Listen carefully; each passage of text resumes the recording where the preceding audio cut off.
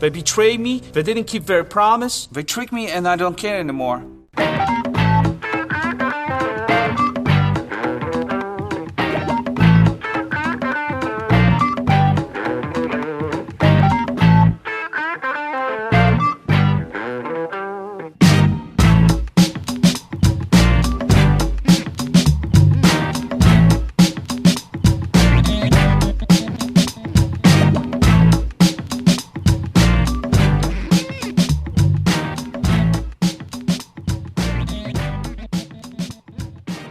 Hello and welcome to episode 24 of the Mark and Me podcast.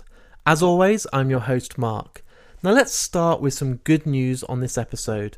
If you're listening to me right now on your phone or your iPad or your laptop or your computer or tablet or whatever you're doing, you can also now listen to me on Spotify. So we've now got all of the previous episodes on there and all the new ones will be released on Spotify too. So hopefully it makes it easier for you guys to subscribe and listen to the podcasts as soon as they're released. Now coming up on episode 24 today, we're going to be talking all things The Room. Now yes, I know I'm obsessed and this film is becoming more than just a bit of a movie in my life. It's become an obsession.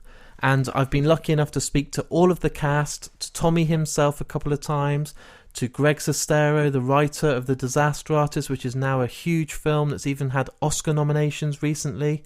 It's been insane, and the whole world is now discovering Tommy Wiseau. But I've been able to secure Rick Harper, the director of this whole documentary, Room Full of Spoons.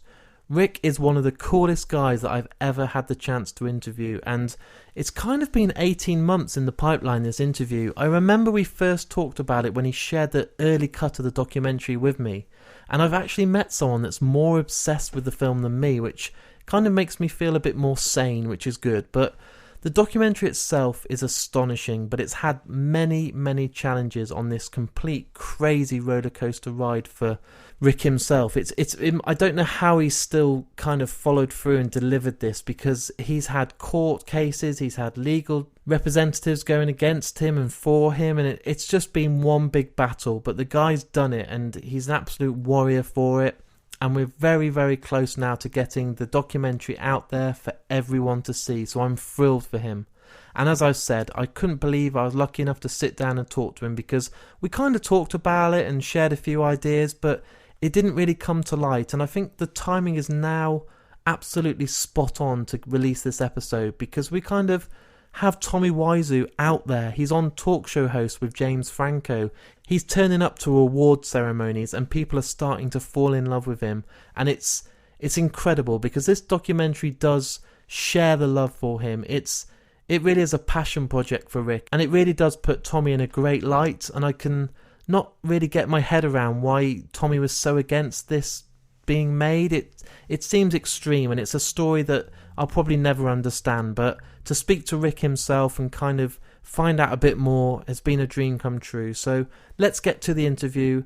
Here he is, Rick Harper himself, talking with me all about The Room. So Rick, my first question is, well actually I'm not even going to ask you a question, I'm going to say I finally met someone that is obsessed with Tommy Wiseau and The Room as much as me. Yeah, obsessed, it's almost a bit of an understatement.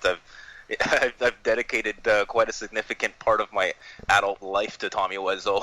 It's as sad as that sounds. No, it's not. I'm totally on the same page, and I'm a bit of a latecomer to it. I can't be claiming that I was there 14 years ago at the premiere and all this. I've only liked The Room for the last couple of years, but it's not like I've got boxer shorts. I've gone and watched every interview possible. I've gone and interviewed the whole cast of the film. I've become obsessed, and I finally know that it's not just me. Yeah, it's a bit of a comforting feeling, isn't it? So you're like, okay, so some people go there and throw spoons and watch it once or twice and have a good time, but I met someone else that when he goes home, he's researching the internet, he's reaching out to cast members, he's trying to dig and discover every little thing about this movie. So it's probably nice to know that you're not alone in the Room crazy house. I thought when I was going to go to some prison cell for being a stalker or into a mental home, I'd turn around and you'd be sitting by me saying, well, at least we got to interview a lot of good people.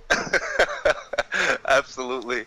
So where did it start for you, Rick? Were you there at the start? Were you quite a latecomer as well? When was your first memory of watching that masterpiece, The Room? Yeah, so, well, The Room, see, I'm in Canada, and of course, The Room was starting to get popular in LA probably around like '06, '07, I think, is when a lot of the college students and stuff were going to see it regularly, and it was becoming like a really, really underground cult thing.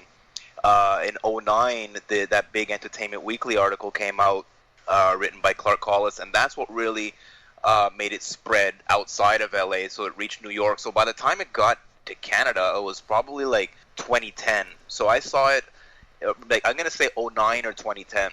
Yeah, was around the time that it actually made it here.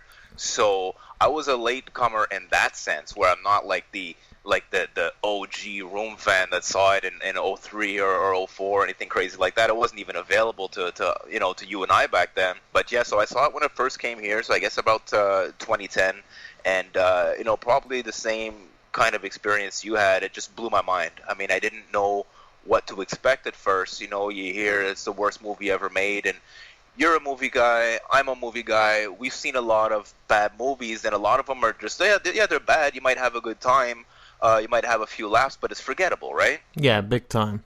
Yeah, or in the worst case scenario, unwatchable. So it's really bad, but it's no longer fun when it's just unwatchable.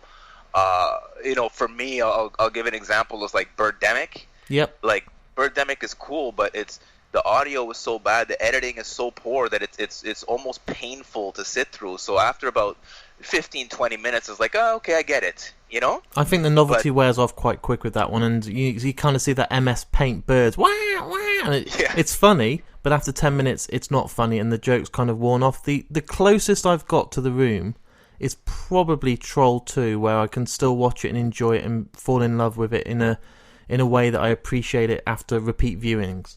Yeah, I'll agree with you on that. I'll say Troll 2, and I'm going to add Samurai Cop to that list. Oh, man, that film is amazing. And the fact that we get Tommy in the second one is just mind-blowing. Absolutely. Around 2010, I didn't know what to expect. I thought, okay, worst movie ever made, sure. We'll see what's up. And I went, and, the rest is history. Here I am, 7 years later, and The Room is like still a very significant part of my life for different reasons, of course. But yeah, so the movie just completely blew my mind, and in a weird way kind of changed my life. So after that first kind of screening that you went to, and I'm sure like everyone obsessed like us, you then went again and again annually when it came to a local art house or cinema. When was every it? Month. Yeah, every month. I thought I was bad at every year. You want to know? And so I'll let you finish your question, Mark. But this is a bit of a funny story, man. This is probably like my third or fourth time going to see it, and there was like a snowstorm, like a hailstorm, here in Ottawa, and all my friends canceled on me, and I was trying to find someone to go with it to see it. No one wanted to come see this damn movie with me, so I went alone. And this is a single screen theater, so there's a huge lineup around the block.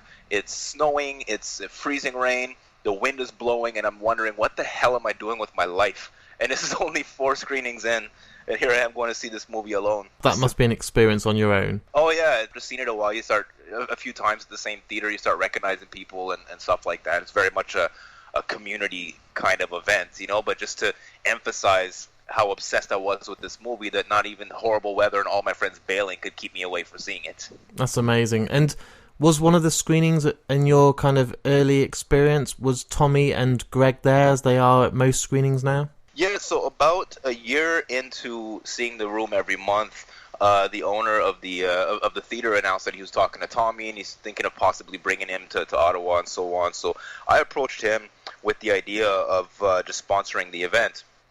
We didn't have much of a production company at the time. It was just more, a couple DSLR cameras and a dream to be a filmmaker, but we still had, our production company name, Rockhaven. And so we approached the theater owner and just said, look, Rockhaven would like to sponsor this event.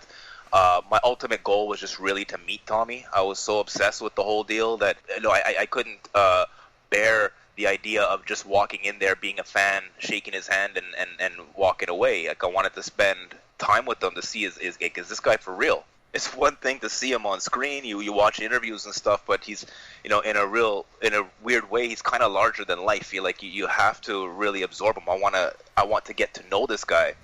So that was the first time I met Tommy. I'd actually sponsored the event, and I'd spent a whole week with him. We picked him up at the airport, took him out for dinner, went to play pool, stuff like that. So it was quite the ultimate fan experience. So was it quite surreal seeing that guy that was on the screen playing Johnny kind of being the same guy but at dinner and playing pool and watching films and just having a drink? It is pretty much the same guy. It's exactly the same guy, and it was almost scary that you're like, okay, so this guy is, he wrote this movie to play this character named Johnny, which is a very similar name to Tommy, and he behaves the exact same way in real life as he does, in the movie. And with all of his quirks too, like the way that he talks, his awkward mannerisms, even some of the even his sense of humor, Mark, was really weird, man. So we're at this restaurant called The Works. All right, it's like a burger joint here in Ottawa. On the table, they spray paint like a W for Works, right? So it's a bunch of us just sitting there and eating and whatever. So he looks over at me and he's like, Rick, we should open up our own restaurant and call it WW. So I'm like, okay. So I clue in. I'm like, oh, I get it. Wiseau Works.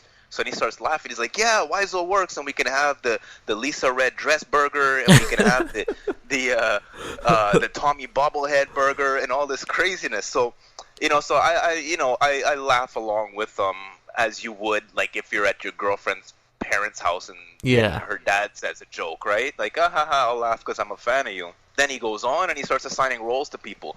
You can be the cook, you can be the manager, you can be and he's going around the table assigning titles to everyone. So I'm thinking, okay, is there anything serious? Like, is this guy being serious right now, or is this still part of the joke? So to make a long story short, fast forward a couple days later, Tommy's leaving town and we're saying goodbye and so on. And right before he leaves, he's like, you know what, Rick? He's like, think about that restaurant idea I told you. And then he looks at my wrist. He's like, you have a really nice gold watch. You look like a businessman. I'm sure you can run a restaurant. That's all you need, a good watch. That's it. You have a good watch, look like a businessman, and you can own a restaurant.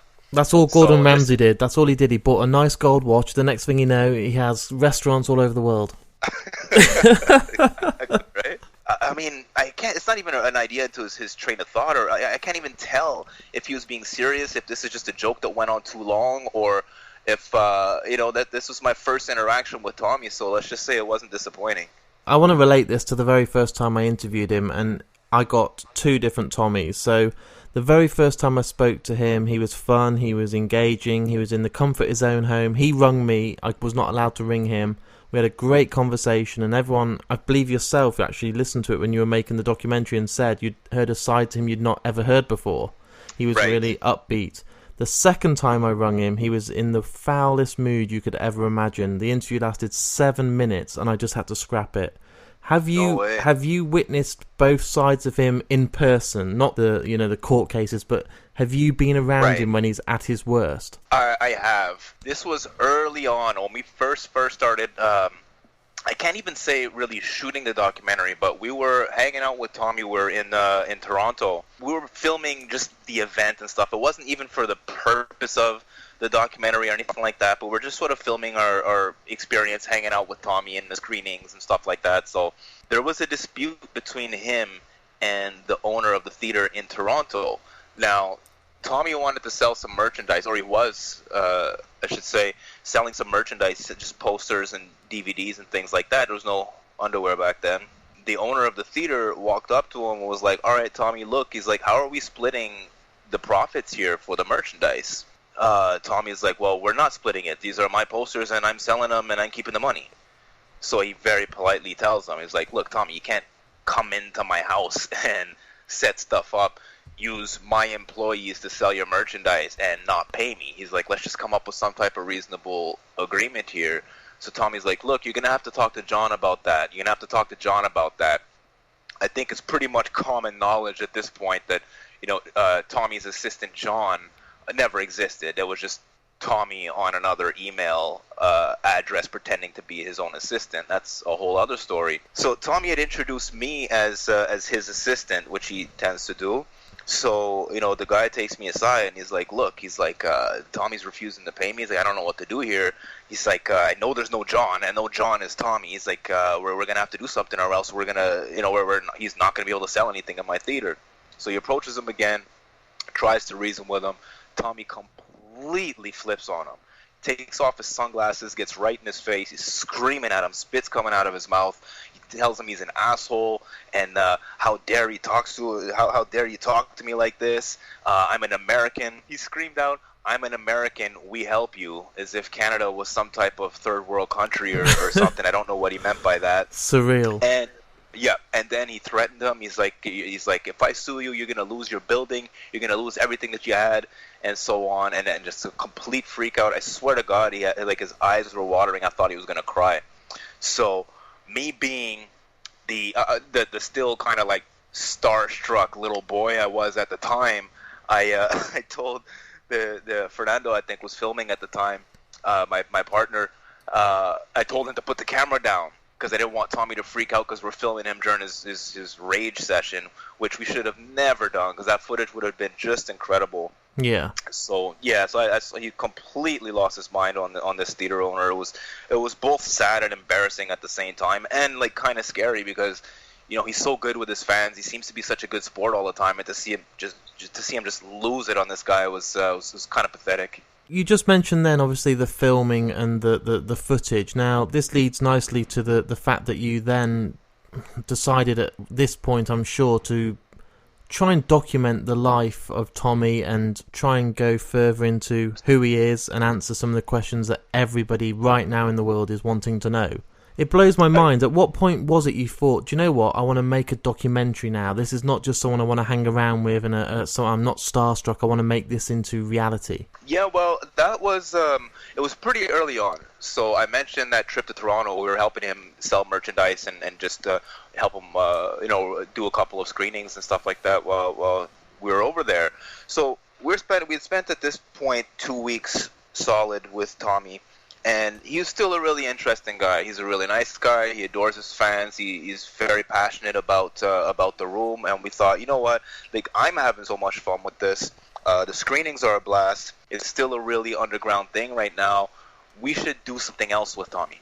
I didn't know what I wanted to do. I thought maybe we should do some kind of reality show or a web series or just something with him, because he's just so interesting. And while he's not a good actor, he looks great on camera. There's something about him that's really attractive. And so I talked to the guys. I was like, look, what should I present to him?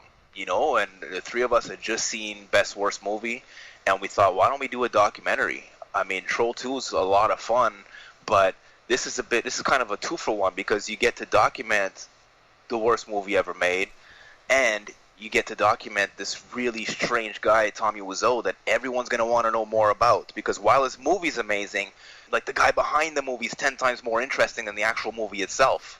So I sat Tommy down, and I told him what my idea was. It's kind of funny, too. So we're sitting down, and I'm like, look, I'd like to do a documentary with you. I said, we're aspiring filmmakers, and I think we do a good job. We obviously really get along, So he's like, okay, that sounds interesting.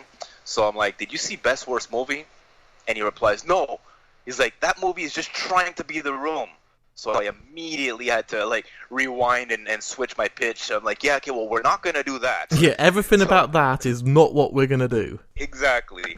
I was trying to pitch it. Best Worst Movie is a fantastic documentary. It was so much fun. I loved it. It was so well made, So I'm like, okay, we're not going to do that. But then, I sort of switched my idea around a little bit. And he was immediately on board, and he seemed really excited. And of course, this is a project this is a dream project for someone, to be able to work with someone that you admire and that you enjoy hanging out with and so on.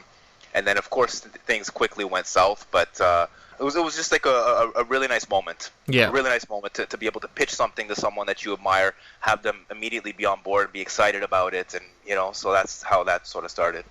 So once you started making this documentary, obviously you got involved with speaking to the whole crew, something I can relate to because I've done the same for audio only, but I made sure I spoke to everyone involved in the room actors. Where are they now? Amazing. After watching your documentary, I was blown away. You know, the cast are so sound. People like Robin and Philip, they're the nicest people I've ever spoken to. So was it quite easy to track these people down and get this whole crew together for your documentary? For the most part, it was. Now, of course, when I started making this documentary, a lot of the room actors weren't in the they weren't in the public eye like they are now, right? Yeah. So now, I mean, everyone has fan pages and they're really embracing their role in the room because there's so much that has happened since.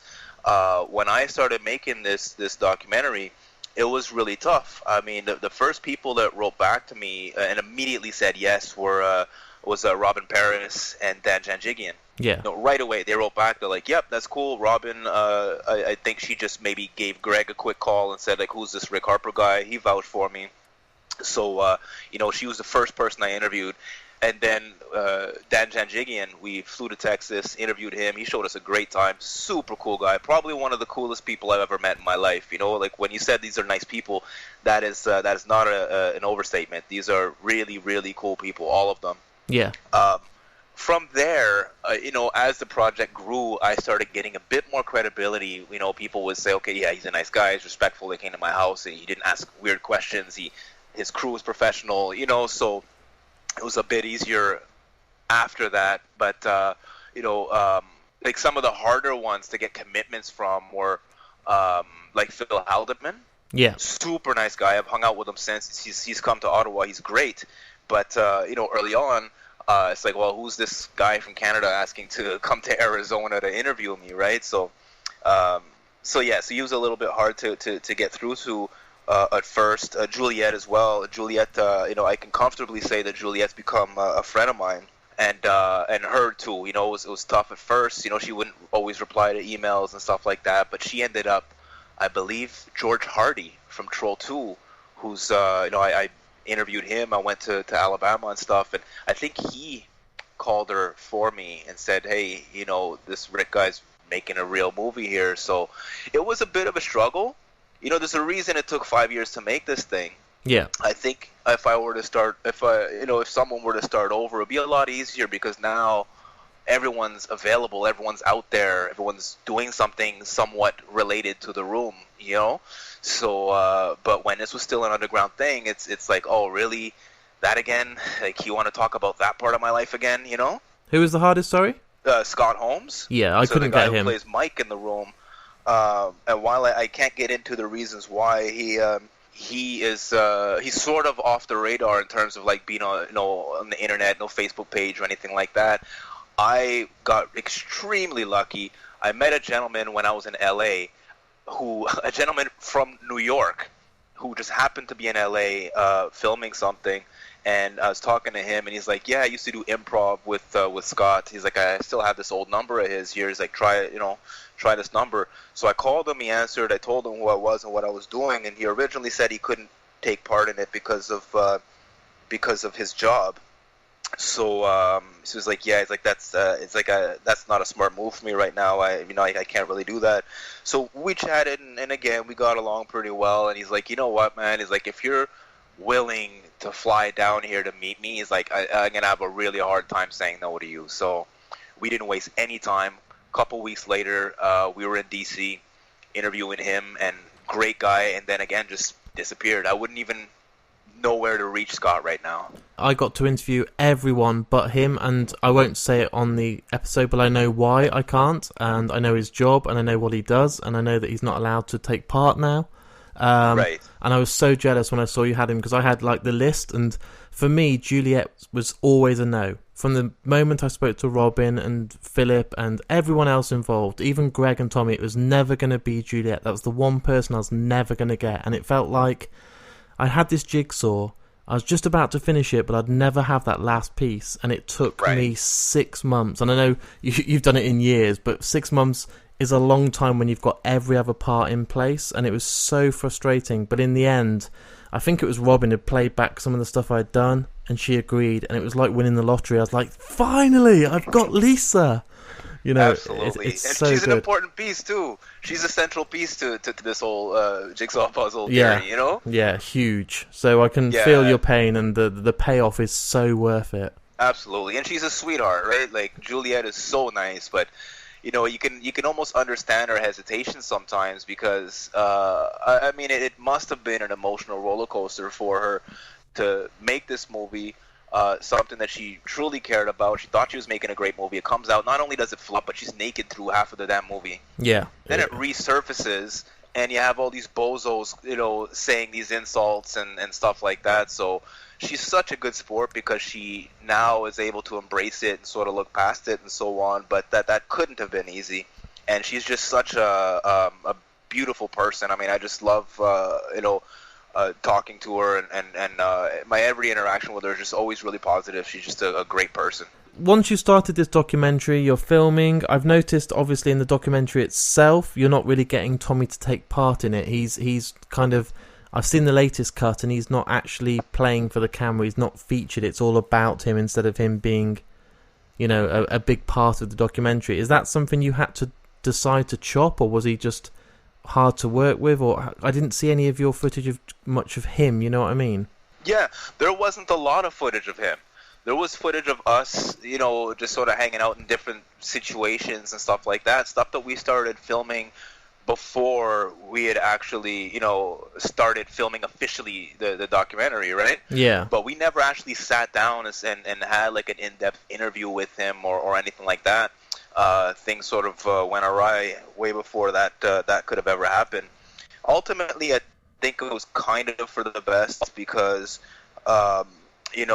Tommy's very controlling in terms of the way that he's seen, in terms of, the way that he lets people talk about the room and stuff like that. So I think that had we had any type of in-depth interview with Tommy or anything, that he would have had maybe a bit more leverage to say, well, no, now we're going to re-edit it this way, or now we're going to, we're going to cut out some of these segments and stuff like that. But since, it was only maybe a month into, not even, maybe a month after he had committed to taking part in this documentary, we were supposed to start filming the doc in New York City, and he bailed on me right before I arrived to New York.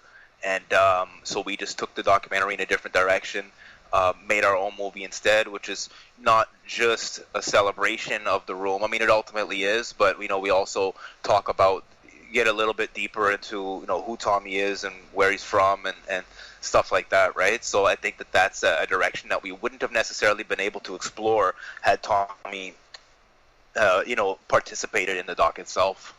So can you remember some of the early ideas that Tommy had for it that he was kind of sharing with you? Because you went to him with the idea, but like everything that I've done with him, he wants to then change it and make it a Wiseau production.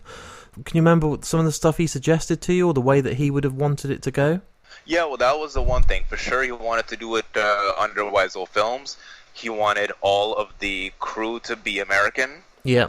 Okay, remembering that I'm Canadian, right? So he wanted all of the crew to be American. He wanted to shoot it on Red Cam, which I thought was a weird decision for a documentary. It's kind of to carry Red Cams all over the place is a bit much, but it's a little it's kind of overkill for a documentary.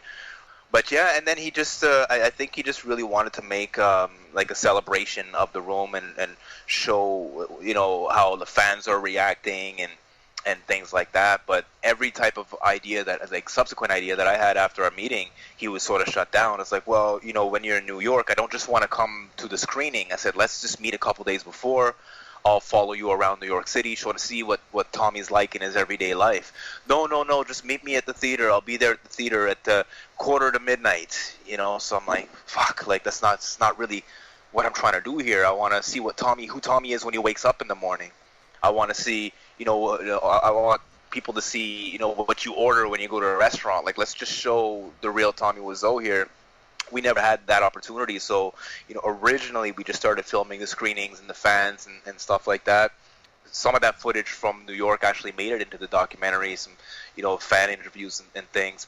And then we thought, what, let's just tell the full story here from the room's conception to its initial, to its ultimate cult status.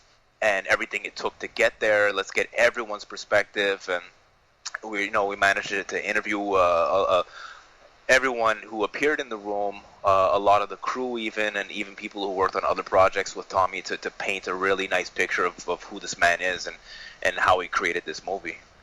So the sad part of this, and I've seen the documentary at the early stages, and I've seen it quite recently. Outside of the documentary, when was it that you and Tommy that relationship deteriorated? Because it has gone sour. That's an understatement.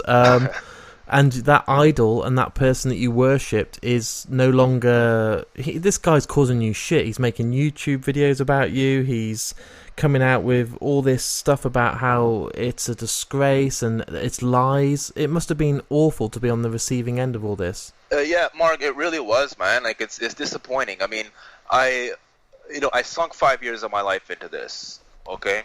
And granted, I mean, I have other things going on here. Let's not get too crazy. This wasn't my full-time job for 5 years, but it was a passion project for 5 years, something I'm still very proud of and that I can't wait for people to see.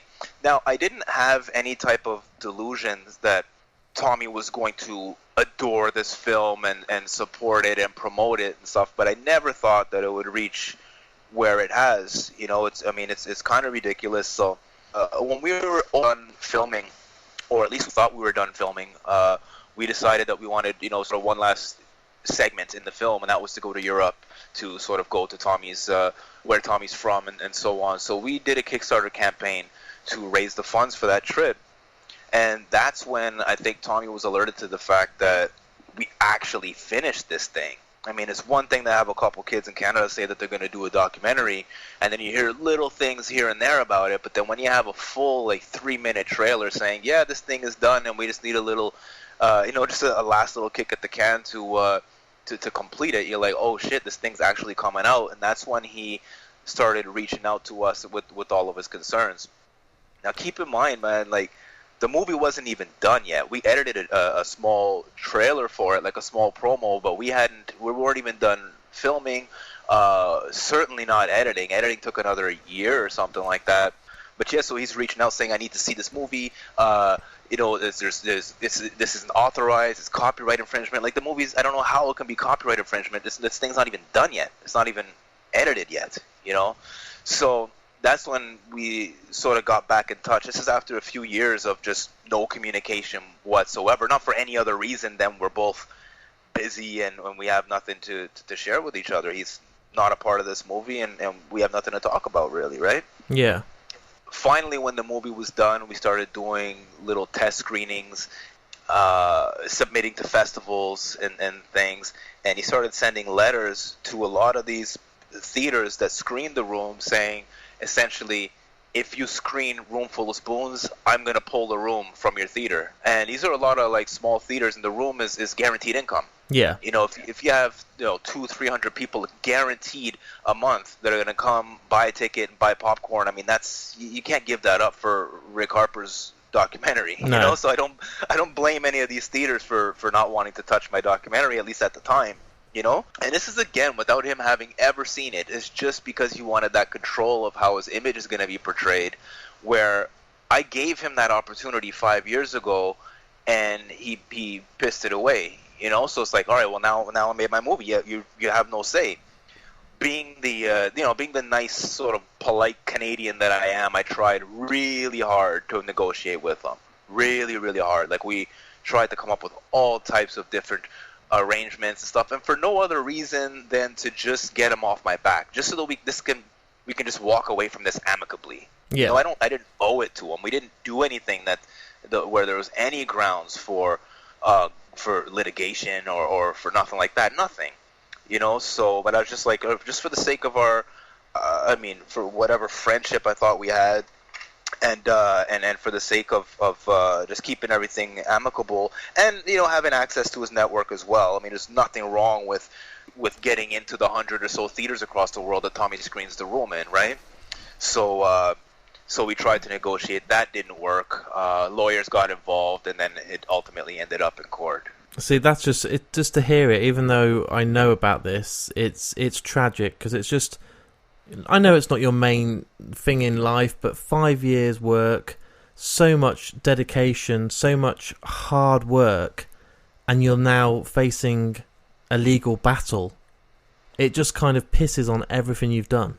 Yeah, it really does, man. Like, it was, and it sort of pisses me off to just talking about it, because it's like, I remember I was on a bus on my way to London. Right. And somebody shot me a text and was like, "Oh, you might want to see this." And it was the Shame on You video where he shoots up the Room Full of Spoons poster and blows it up at the end. Yeah. And like my heart sunk, man.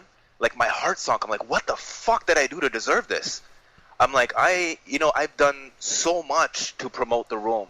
I've, there are like Room super fans out there that have discovered the Room because of Room Full of Spoons. I brought it to new markets. They never screened it in Spain before. Spain didn't know what the hell the Room was. I mean, I say that there were people who enjoyed it, but the first Room screening, I brokered that deal in Spain, and I was there. Same thing in Poland. The Room never played in Poland before. Now it plays in Poland. Like, I've done so much for Tommy Wiseau. I've made a movie that tells the truth, but at the same time celebrates the man and celebrates his movie and celebrates his success. And then he just turns around and spits in my face.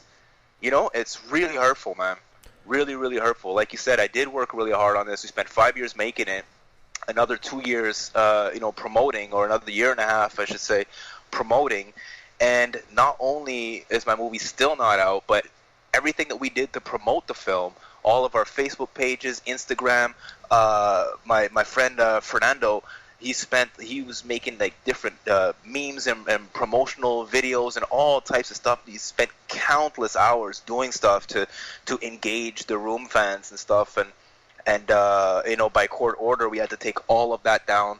Thousands and thousands of dollars worth of Facebook promotion and just countless hours of work that we put into this, and here we are. The movie's still not out, and it's been a hell of a journey, Mark. Hell of a journey, man. I mean, you did nothing but help promote it. Your love for him is like nothing else. There's nothing in there that tarnishes the reputation of the Room. Do you believe it's some of the stuff that was in Poland where you're going and kind of... Do you think he was getting afraid that you were getting to his roots and actually discovering... I know it sounds like a joke now, but the most recent James Franco interview, when he's on a talk show in America, he's saying, there's 3 questions you'll never know. How old is he? Where is he from? And where does he get his money? And you discovered all those. Do you think... And this is before the Disaster Artist. This is before the Room got the cool thing in town. This is when it's still underground. Do you think it's the fact that you were answering these mysteries that turned it so sour? Surely it had something to do with it, for sure. Now we sent him a screener like a year ago, year and a half, or something like that. At this point, and I honestly thought that, because here's the thing, man. Like while nobody knew where the money's from, where he's from, and stuff like that, those 3 questions that are answered in the documentary, there's other stuff I found out about Tommy. Okay, other stuff that I'll never discuss with you or anyone else, because it just has nothing to do with the Room, and nothing good can come out of that. And this isn't stuff I search for. It's just you talk to 100 people, and 100 people talk. They'll talk back, right? So I mean, you know how that goes. You interview people. Sometimes you find out more than you want to. There's been edits that will never get heard by anyone. Exactly. So, and that's our responsibility as me as a filmmaker, you as an interviewer. That's our responsibility to be smart with the information that's given to us, right? And respectful. And respectful, of course. So, I honestly thought that he thought that some of this information was going to be in the documentary. So I was like, okay, well, chill. Like, obviously, we went to Poland, so you know what we did there. All right, like let's not be stupid here. So I wasn't too worried about him finding that out, but so I sent him the documentary just to sort of put his mind at ease. Like, just you could chill, man. Like, none of this information is gonna come out. And he came back, and a lot of the complaints that he had didn't even have anything to do with those 3 questions. Like, yeah, sure, he asked if we could put allegedly he's this age, or his name is allegedly this, and whatever, which we didn't do, but I mean, those are just things that he requested. But there was other stuff in there where, he requested at one point that we make the documentary 60% more positive as if there's some kind of positivity measurement tool or something, you know. Rick, you're only on 37% right now. You've got a bit of work to do. Exactly.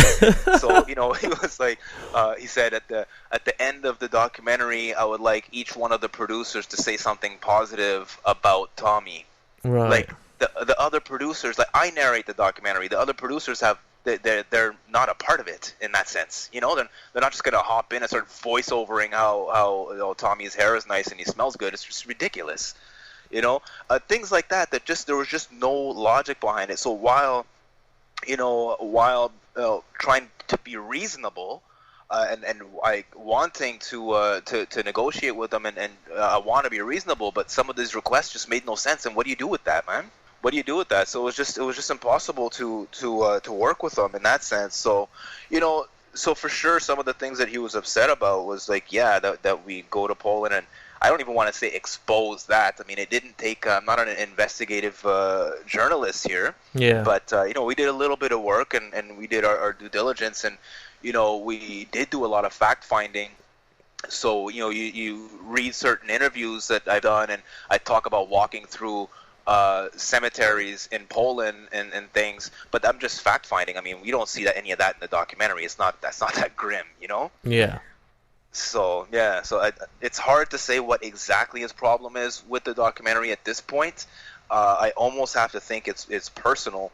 I mean, you have the Room Actors mockumentary, you have all types of other different things, you know, books being written, and I think Phil Haldeman has a comic book that he did and stuff. He doesn't give anyone else a hard time, but just me because of this documentary, you know? So it's like at this point, I don't even think he knows what his real problem is with the doc. What is your vision now on the fact that, let's be completely honest, overnight, it's now the biggest thing out there. The Disaster Artist was huge. It's up for an Oscar. I don't think it seems like reality right now. I know, it doesn't seem like reality. And you want to know something funny, man? Like, when I was going over, like, preparing for this legal battle and stuff, I was going over every communication I ever had with Tommy. And it's slightly embarrassing to share this with you, but in one of my first emails, or first couple of emails to Tommy, you know, I told him, I was like, look, I said, I think, you know, with the proper promotion and interaction with your fans and stuff like that, I said, I think you can become one of the biggest celebrities in America, you know? And it happened. Yeah. Except it wasn't me that brought him there. It was Franco, but it really happened. I mean, there was a day where Tommy Wiseau was the fourth biggest celebrity on IMDb, like on the star meter. Yeah. He was number 4. It was either 4 or 6. I believe it was 4 in the world. Like, that's absolutely crazy, you know? So, yeah, it's totally surreal. And you know, only because of my bias, and it might be petty of me, but almost a little bit frustrating, you know, just to see everyone now discovering Tommy. And it's like, well, you know, had I been allowed to release my movie earlier, or had, you know, then everyone would have known who this man is. But, I mean, everything sort of happens for a reason, you know? I think everything that's happening with The Room is really cool. It's introducing it to a whole new fan base now, so, you know, there's going to be a whole new generation of people throwing spoons and coming up with different call lines and things like that. His audience is so big now. So, I mean, at the end of the day, he did make a really cool movie that everyone, you know, that you and I, you know, that absolutely love, and has sort of changed my life. And you know, and he's a really interesting guy, so let him be celebrated. I think it's, you know, at the end of the day, it's kind of cool. And what was your views on the Disaster Artist? Did you think that James Franco did the role justice? So, you and I are going to disagree on this. All right? So, I know you absolutely adore the Disaster Artist. I think you said you'd give it, like, was it a 9 out of 10 or a 10 out of 10? Do you know what's hard about this, right?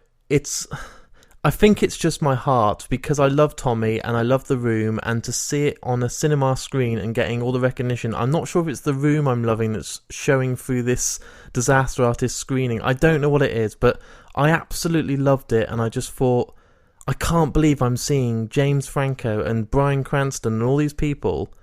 It's incredible, right? I don't know. I'm probably getting carried away. As a film, I appreciate it's not a great film, but I'm so happy and I'm so in love with the fact that we got James Franco in a wig being Tommy Wiseau. It doesn't seem reality. Even when I'm talking to you now, it's crazy. Yeah. I can totally appreciate that sentiment. Like I felt the same way. I saw it at the world premiere at the Toronto International Film Festival. Amazing. So, and like, dude, like I was nervous because the book, for sure, I'll tell you, the book is a 10 out of 10 for me. I think the book is a masterpiece. It tells like a really amazing story. It's very well layered. It's detailed. It's dramatic. It's funny without being slapsticky. Like it's just funny by nature of what it is and who Tommy is and stuff, you know? So the book to me is an absolute masterpiece. So I'm thinking, all right, well, what can they do with this movie? And again, it was so surreal for me, you know? So I'm there with my friends and the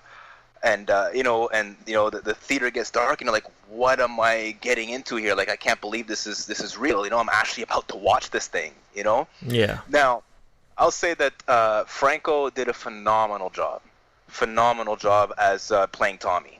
You know, I thought that his accent, his mannerisms, everything, like at some points you're like, holy shit, like this, it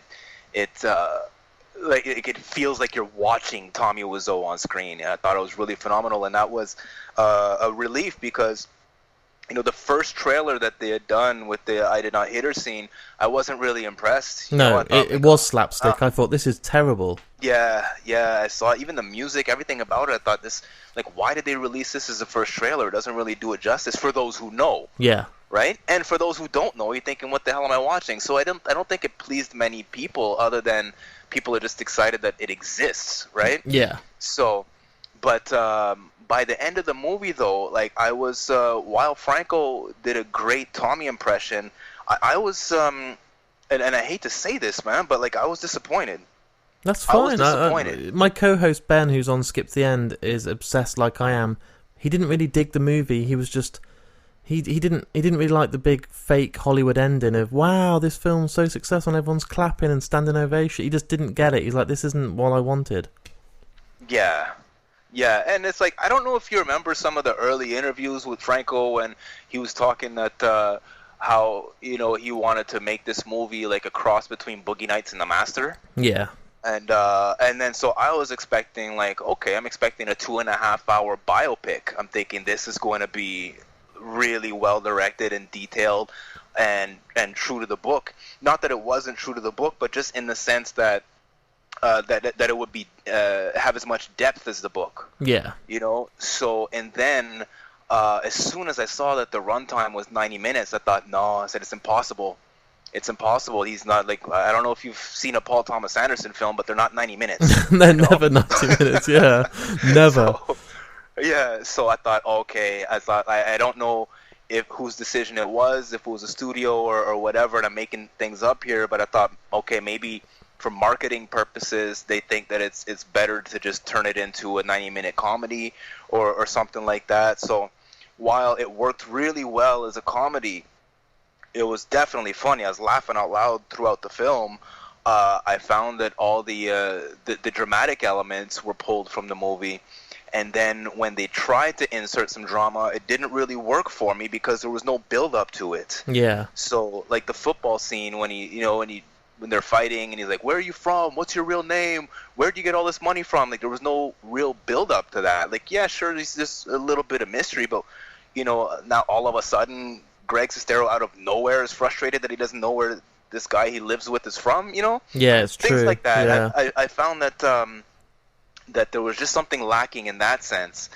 Now, I could be falling victim to the fact that I just know too much and that I have an obvious bias because I got screwed over by Tommy Wiseau.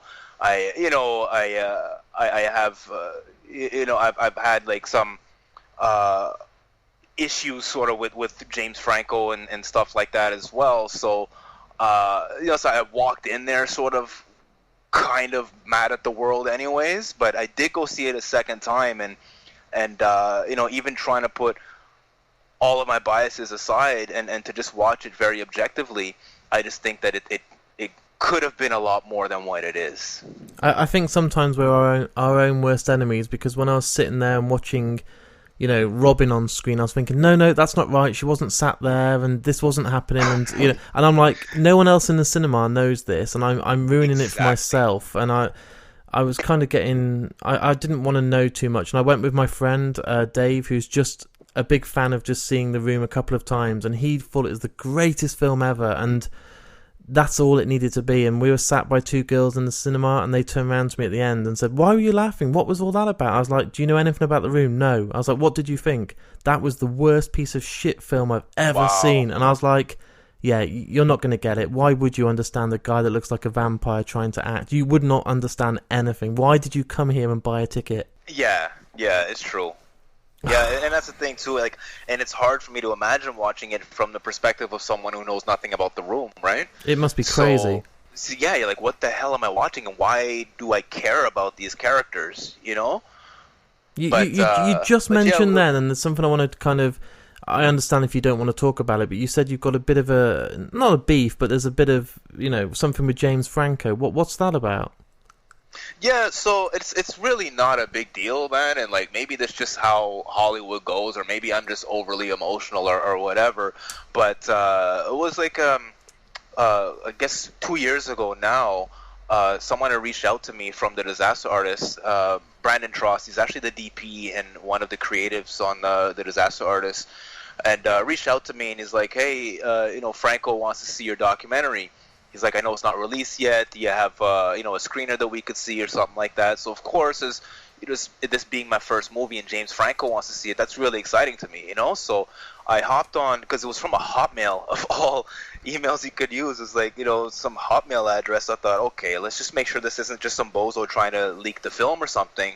So I was like, all right, let's just hop on Skype. I just want to make sure you are who you are, and of course I'll send you a link, So get on Skype, and then Brandon says to me, he's like, "Yeah, Franco's really interested in your movie," and he said that send him a screener, and he might license some footage from you, and he'd possibly would like to do an interview to be in a Room Full of Spoons, So I'm thinking, oh, this is amazing. Like, this is not the break I've been waiting for, but it's like, yeah, if he's going to be now doing a project about The Room, I mean, I'm definitely I don't want to say an important person in the Room community, but like, I do know a lot, so it's kind of cool to have him consult me in that sense, right? Yeah, definitely.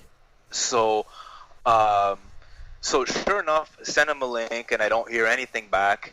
And then, so I reach out a couple times. They completely ghosted me, just completely disappeared. And then I have actually a couple of friends who have met him since. And I mean, I'm talking at Tribeca and at Netflix events and stuff, like not just like a Q&A, raise your hand, hey, tell me about Room Full of Spoons, like I'm talking one-on-one with James Franco. These are film industry people, and they asked him about it, and he denied having ever seen it, and stuff like that. So it's just hurtful, man. You know what I mean? It's just like just throw me a bone. Like, you're James fucking Franco. You're making this big movie about The Room.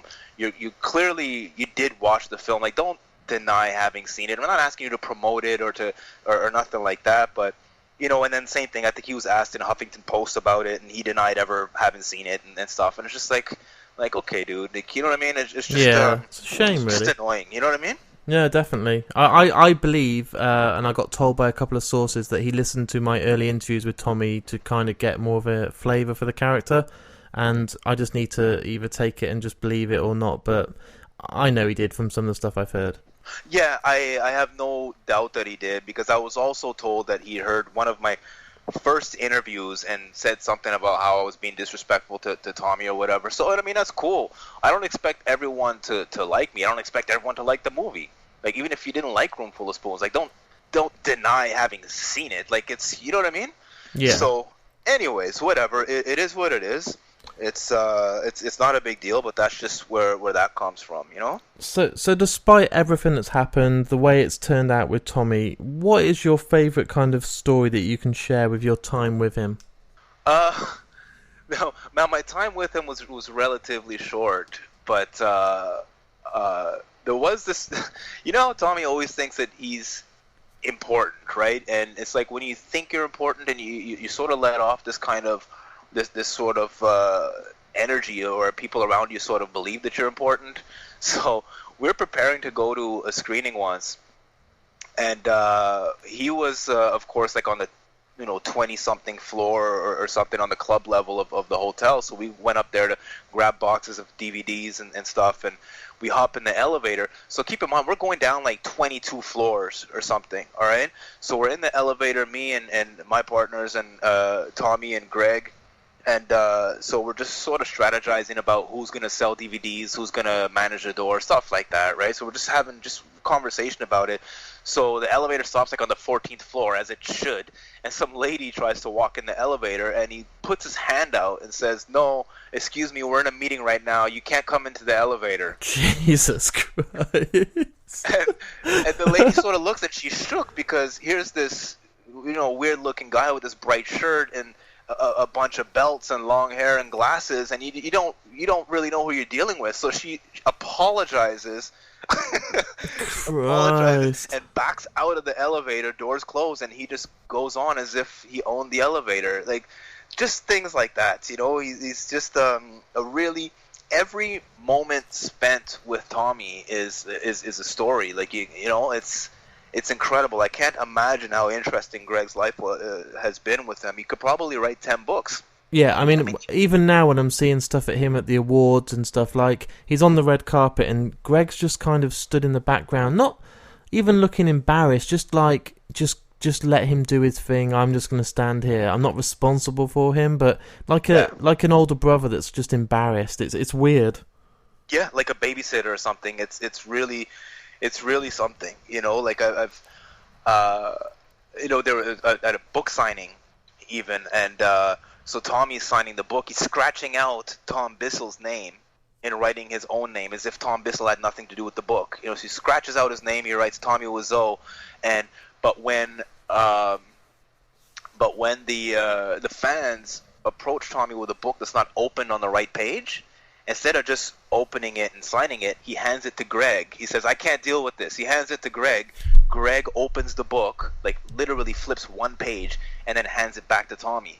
Like, everything about him is just about, having control about over everyone around him, and it's just it's very entertaining, but like freaky at the same time. You can't take a picture with him without him saying, "No, you go here, you go there, you stand up, you crouch down, and cameraman, go back 10 feet." It's crazy. It really is crazy, man. Yeah. And you know more than anyone else about it. It's I thought I knew a lot, and then you're just the next level.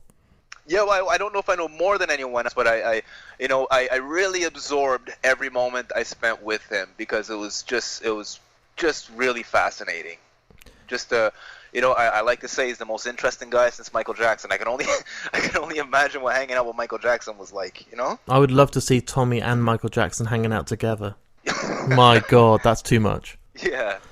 So we've sat and talked for an hour about this documentary, and I feel like I'm kind of being unfair to the listeners right now, because we're talking all about it. I've seen it a couple of times. When are the people out there now going to get to experience this? Is there any update that can add some kind of positivity, and those people can think, yes, I'm going to finally see this? Yeah, well, it's definitely going to be out soon. Now, I've made the mistake of committing to dates in the past, and then when that date doesn't come, I just sort of set people up for disappointment. So I'm going to say it's a couple of months away. Okay. Yeah, so we got over the injunction. There was an injunction placed on the film where not only were we not allowed to sell it, but we weren't even allowed to promote it, to send it to festivals, to do anything. To basically, we could barely acknowledge the film's existence. We were able to get over that. We worked with some fantastic lawyers at Gilbert's Law and Taylor Obala Murray Leyland in Toronto. They got they got this injunction dissolved, so we're good in that sense. But now there's still the pending court case itself. So we're in the process of trying to see if there's any way to to be able to get out of this without physically going to court and having a judge make a decision on this. So there's still some back and forth going on right now. I'm cautiously optimistic, that things are going to turn out in our favor, but crazier things have happened. So I'm still trying to stay humble about everything, but our lawyers are working really hard, and we try to update the fans by way of our Facebook page. So that's facebook.com/roomfullofspoons. And all of the court information too. If anyone's interested in seeing like the actual court documents, the injunction, and the initial claim, and all that's all on our Facebook, on our webpage. That's roomfullofspoons.com. You can download all the actual court files and read through it. It's actually kind of fascinating, really interesting stuff there. Yeah, I know that people that are listening to this are those sort of people that will now go on that site, read everything, and then start trying to go to Poland and find all the same spots you visited. And we're not normal fans. The people that like Tommy Wiseau in the room are not just an average listener. So I can't wait for those guys to check out your research and eventually own the DVD or be able to stream it and actually finally watch it, because I don't want to tease people, but I've seen it and I love it, and that's why I was so keen to sit and talk with you, and I think we could do a 10-hour special if we needed to. Oh, thanks so much, man. And hey, I think we're getting along pretty good. I'd be happy to do a 10-hour special with you. That's good. I've got one final question. Okay, I'm going to put you on the spot. Do you have any regrets about any of this? None whatsoever. Good. That's the answer I wanted. Whatsoever. I mean, I made the movie that I wanted to. I stuck to my guns, and I say every time when I say I mean I'm talking about me and my partners. I mean I certainly didn't make this movie alone. This was a collaborative effort. My two childhood friends, Martin Rasico and Fernando Ferrero, were there every step of the way. Every shitty phone call from Tommy, every letter that we got from lawyers, they were right there in the court with me.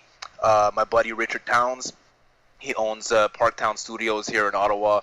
He came along in the project a little bit later, but he's been totally committed to it. And you might want to ask him if he has any regrets, because he invested in this movie and brought a lot of resources and stuff like that, and only to end up in court and not make any money. So ask him if he has any regrets. But no, as for me, I don't have any regrets whatsoever. It sounds super cliche, man, but they say everything happens for a reason, and you got to think that had I released the movie a year ago like I wanted to, it would have come and gone. This would have been now there's all this Golden Globe and Oscar craziness, and Tommy's on Jimmy Kimmel and Howard Stern, and he's celebrated worldwide. And I think I saw that they just screened The Room in Hong Kong, if I'm not mistaken. So it's I mean, all of this just by effect of what it is going to work in my favor, right? So I mean, nothing is planned. I mean, I would have rather not have to go to court, not have to fight, to have my movie seen, but the silver lining is that there's going to be a bigger audience than there ever was. So, I just have to be grateful that I had the opportunity to work on a project like this, and that this is my first movie too. So to have your first movie kind of be celebrated this way is it's a really nice feeling, man. I get to talk to people like you. I get to, I get to see my name pop up in different news articles sometimes and stuff like that. So that's kind of cool for, a couple guys who just wanted to be filmmakers in 2010 to, fast forward a couple years later and see your name in Hollywood Reporter and stuff. I mean, that's pretty fun, Do you know what's crazy now? The fact that Rockhaven did this first feature, and it's probably been very stressful, court cases, legal action, arguments, falling out, negativity all over the place. The fact that when you now release a second documentary or a film, it's going to feel like an absolute breeze. It will just be the easiest experience of your life, and you'll think, oh my lord. We joke about this all the time, man. It's so true.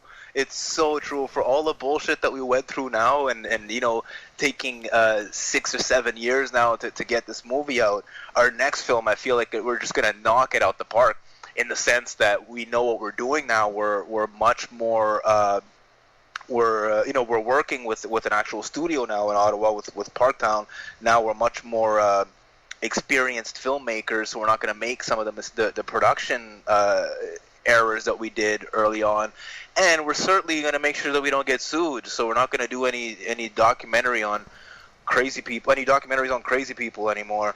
But Is there any seeds planted at the moment that you're kind of starting to think this is what I'd like to do next, or is it just, well, let's get this one out of the way and then look at it? No, for sure. Yeah, so we're in, I like to say pre-production for a movie that I wrote called High Season. Okay. So this is not a documentary. So, we just started off by making a documentary because it's kind of I don't want to say easy because it didn't end up being easy, but it's a nice introduction, I think, into becoming a filmmaker because it's typically, relatively cheap to shoot, and you can make certain mistakes that you can't make while shooting like a scripted film, right? Definitely. So I wrote a script called High Season. It's a horror / thriller that we plan on shooting later this year. So I'm gonna be, I wrote it. I'm gonna be producing it along with Parktown Studios and actually the guy who shot Room Full of Spoons. So the cinematographer on Room Full of Spoons, Martin Rasico, is going to be directing. So that's something that we're in the very early stages of production. So let's say in 12 months' time, you come back on and we'll talk all about this.